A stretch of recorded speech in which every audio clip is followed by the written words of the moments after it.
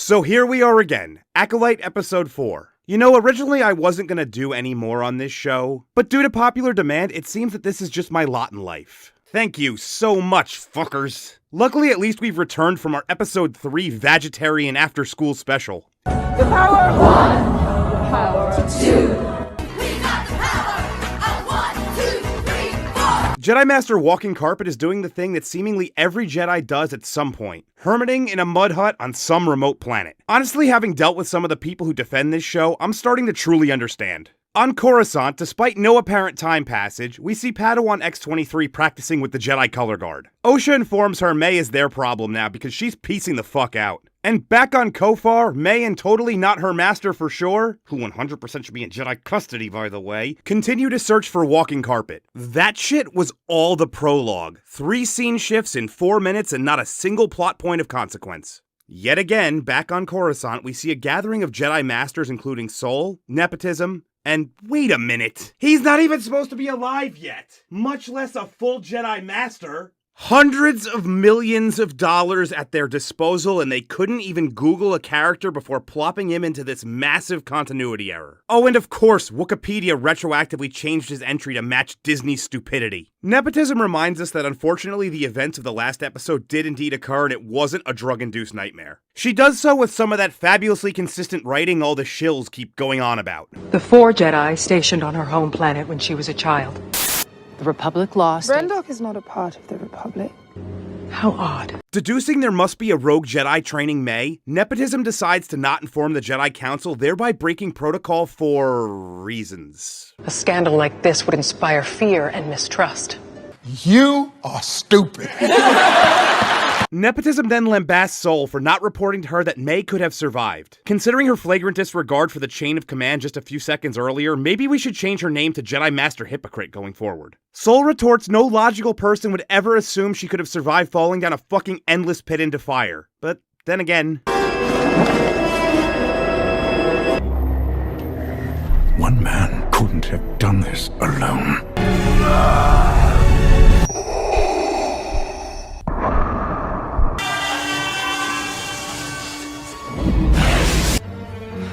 Somehow Palpatine returned.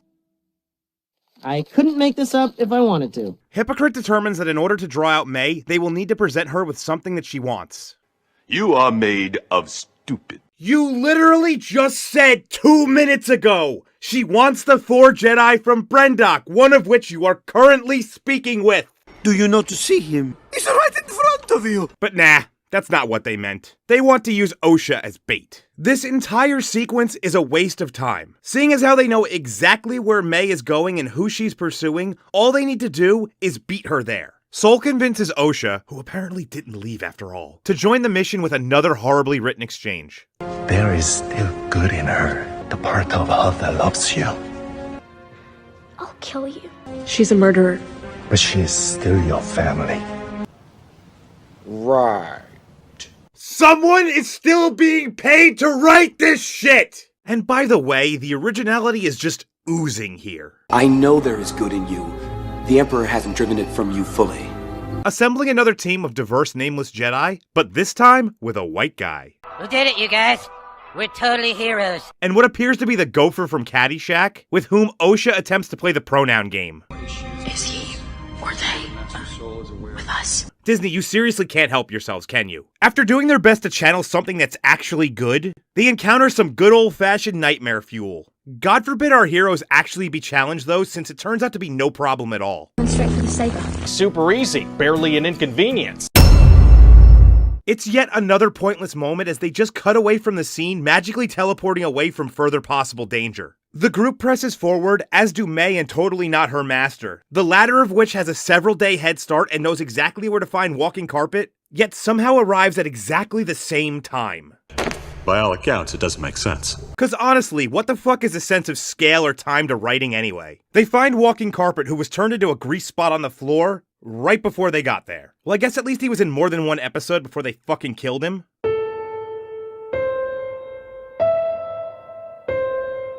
As the episode closes, our party comes face to face with May's master, who is totally not the obvious guy she's been traveling with, by the way, who has so many great nicknames, I can't pick just one, so I'm just gonna list off a few of my favorites. Smilo Ren, Zippermouth, Darth Gimpus, Darth Colgate, Count Toothcoo, Darth Molar, Grand Mouth Tarkin, Darth Placus. Well, no matter what you call him, he easily overpowers the entire squad and the episode fades to black.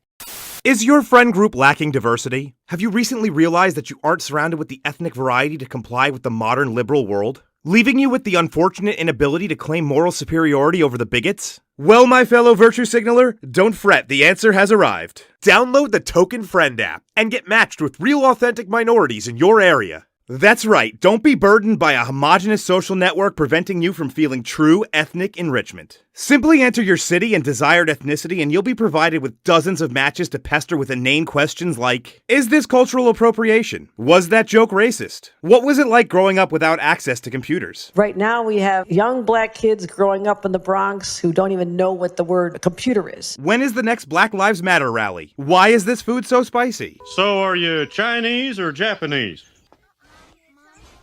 He's Laotian. Act now and we'll give you 1 month of Token Plus absolutely free, with more categories to tailor your minority friends to your specific needs, including age, income level, religion, but not gender, as we dare not assume that. So download Token and be an ally today.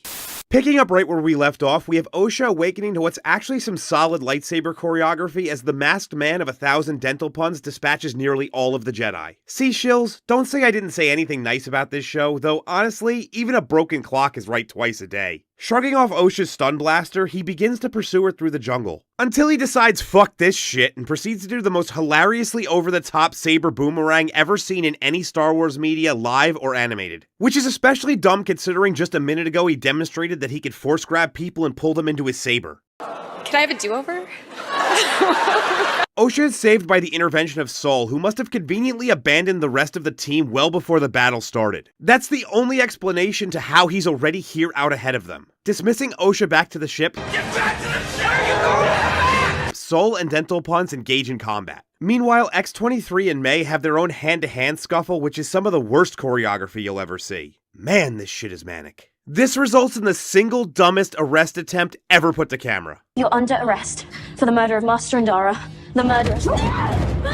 2 hours later.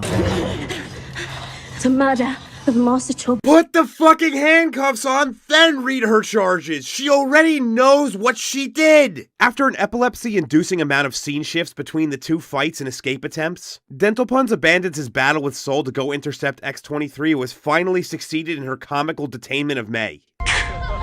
Jedi dumbass. Seeing as how this is the everyone fights everyone episode, it's now time for X-23 and Dental Puns to lock sabers. Side note, where the fuck is Sol? Okay, I'm gonna go ahead and hit you with an... I don't know. I know Dental Puns ran from him, but this seems to be a consistent issue of characters only existing while on screen. Again, this is fairly good choreography, but like I said, twice a day. But seeing as how plot devices are key to storytelling in this show, not to mention repetition, Dental Puns performs his disappearing act once more and abandons this fight as well. We rejoin Osha and member of Mensa Yord, who have this epic exchange. Yord, turn off your saber. Do it. The light attracts them. Attracts what?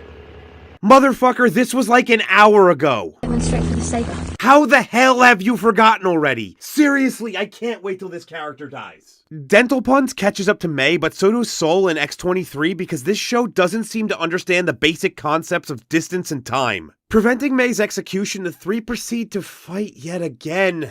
Look, I get there were complaints about a lack of action in this show, but this is a massive overcorrection. May telepathically reaches out to Osha, who convinces Yord the Wise to go back before turning on her flashlight? Bitch, weren't you the one who just said these things are fucking attracted to light? It's not okay to be this dumb, and I don't mean the characters, I'm talking to the writers. I must say though, it's good to see that lightsabers are deadly again,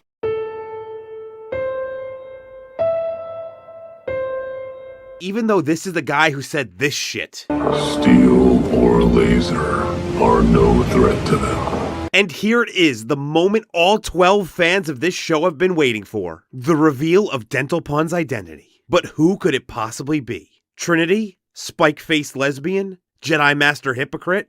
or the 1991 Denver Broncos? No, it's totally not her master. What a twist! Well, I guess it's a good thing they didn't arrest him on generic Planet 42 for being complicit in the murder of 2 Jedi, or else the plot might not have happened. Explaining that he's a Sith Lord.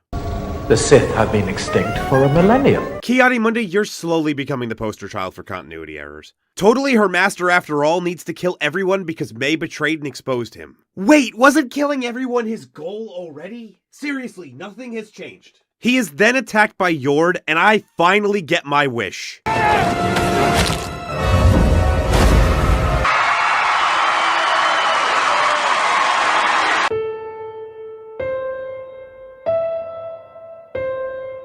Neglecting to remember they have lightsabers. After all, and Saul fistfight briefly until Saul forgets that he's the good guy and goes in for the execution.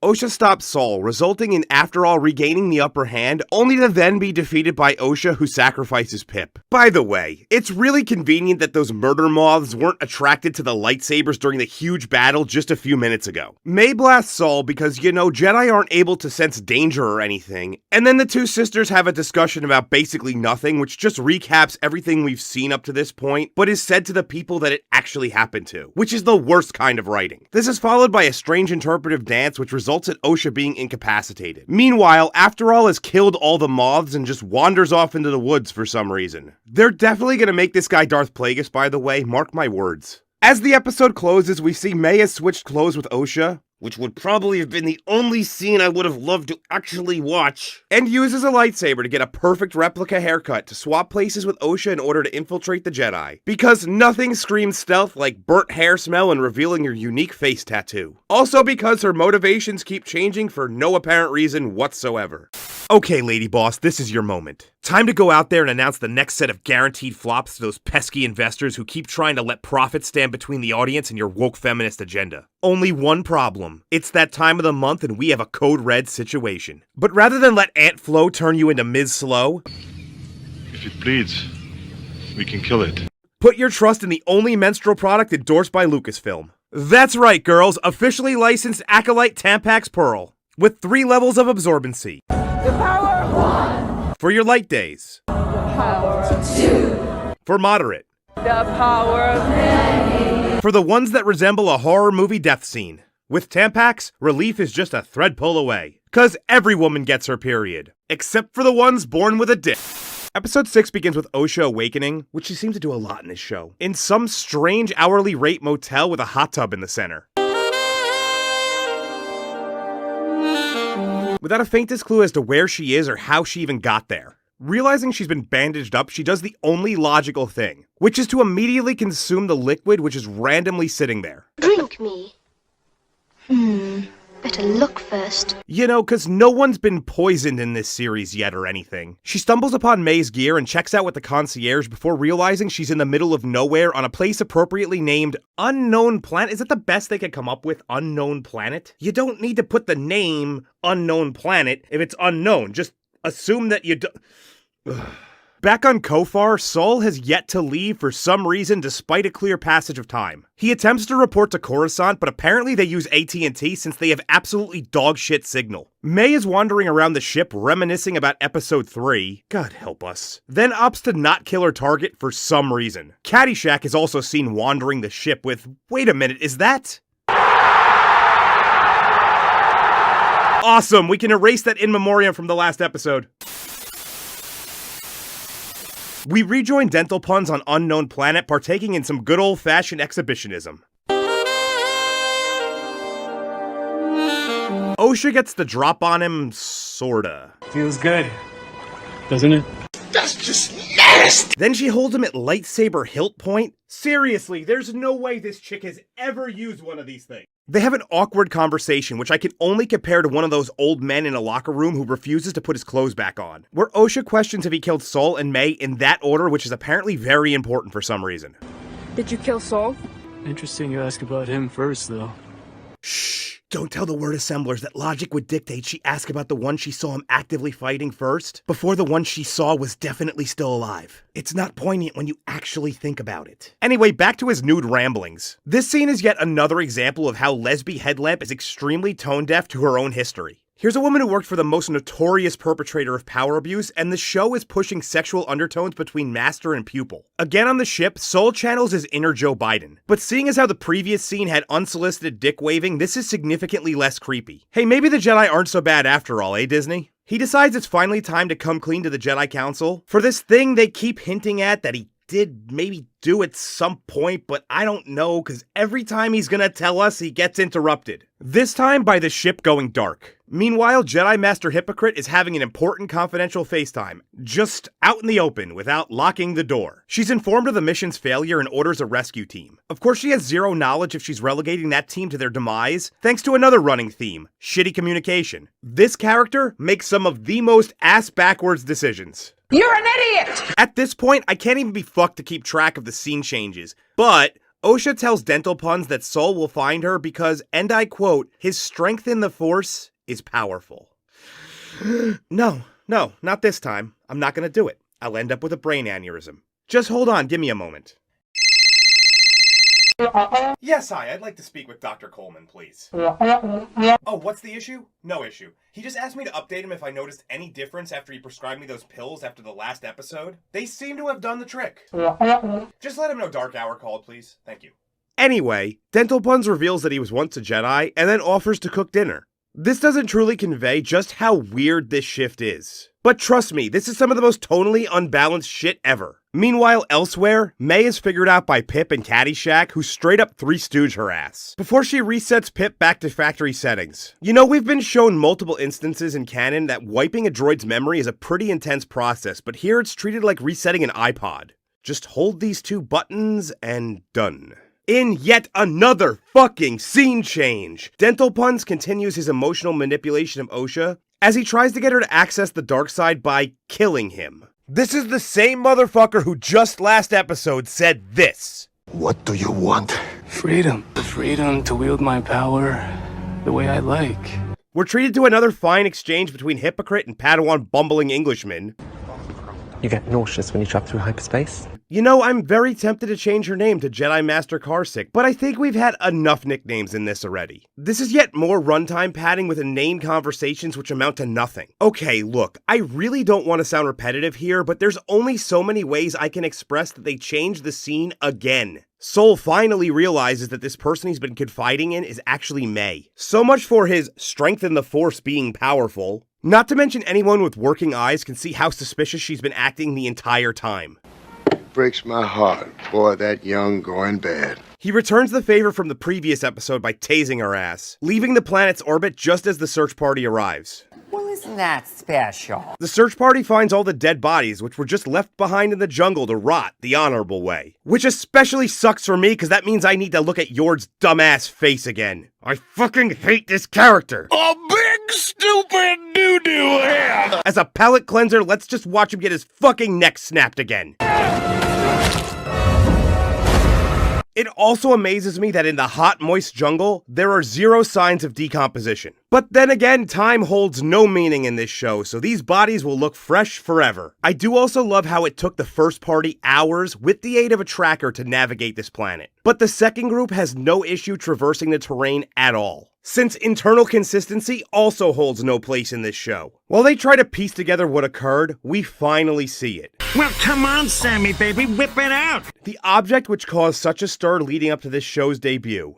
The Light Whip. Now, you guys may have been waiting for me to tear this apart, but truth be told, I have no problem with this. My favorite Star Wars book series is the Darth Bane trilogy, in which the character Githany used one. Seeing as how we already have one hypocrite who keeps appearing in this video, I refuse to join her ranks. As the episode closes, we see May has been strapped down to a table so she and Saul can finally have the talk. Next episode. Man, they're just gonna drag this conversation out for the entire series, it seems. Oh, and Osha decides she's gonna give bondage a try. As the show goes on, we continuously see the biggest writing mistakes implemented. Whether it be introducing characters that simply disappear like Yord's Padawan who had all of one scene before vanishing into the ether, or the dozen or so characters who exist solely to be killed off. By having a herd of sacrificial lambs, the word assemblers believe they are manipulating the audience into shock and sadness, but really all they're achieving is numbing them to any possible emotional punch when a character who is meant to be important to the story dies. Even characters that survive more than one episode are shallow. X-23 could have had her entire arc folded into Yord's and nothing of value would have been lost. But then again, nothing of value was lost when Yor died either. You know what? Roll his death one more time for me.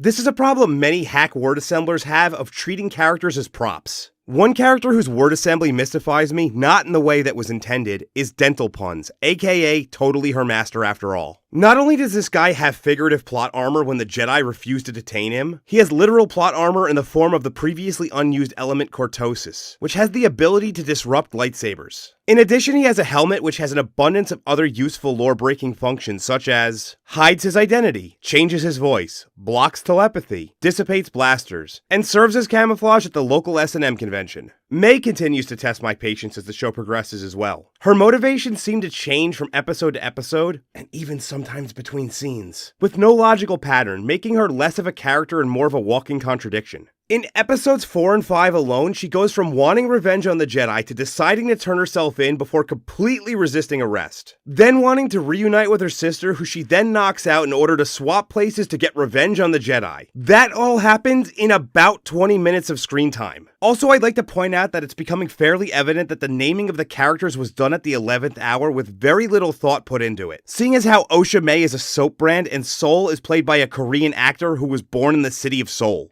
In my previous video, I didn't mention the pacing of the show, and it's not because I didn't have anything negative to say. It was that I needed to wait for the perfect example, and it seems my patience paid off. The tempo of episodes 4 and 5 may possibly be the worst I've ever seen in a television show. Episode 4 commits the cardinal sin of being front-loaded with exposition, and then slows it down even more with an extended display of hiking where very little is done to progress the plot. This all culminates in a cliffhanger ending which turns the entire episode into one big nothing burger. On the other hand, episode 5 is nearly non-stop action interspersed with small nuggets of information that get lost in the fold. In the hands of a more skilled writer, these two episodes would have worked in congruence with one another, better utilizing the dead space of episode 4 to balance the action of episode 5. This would allow the audience a chance to breathe and process the information between the more intense moments. This becomes more evident when compared to something like Return of the Jedi, which contains 3 simultaneous action set pieces offset by timing. As the Battle of Endor approaches its center point, the run on the Death Star begins to ramp up while Luke watches from the throne room.